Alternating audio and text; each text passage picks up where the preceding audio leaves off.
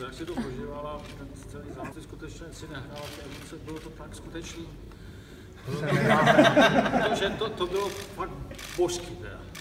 Jako herecký nějaký schopnosti možná mám. Tohle prostě se nahrát nedá, to se prostě ani nedá vymyslet, že jo, takovýhle závod. Ještě jsem dostala za odměnu v podstatě to vyhlašování, protože mělo být až den na to, ale já mám takový pocit, že oni viděli, že tam mám ty svoje fanoušky, tak je to tam prostě práskli do programu.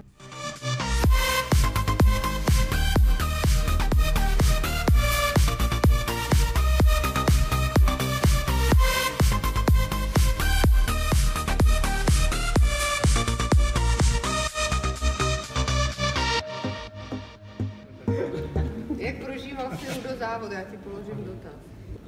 Jak moc jsi věřil od začátku? Od začátku jsem věřil. To jsem věřil. Ale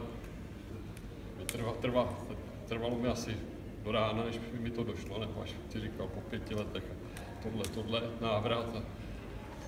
Takže všechno dobrý. No.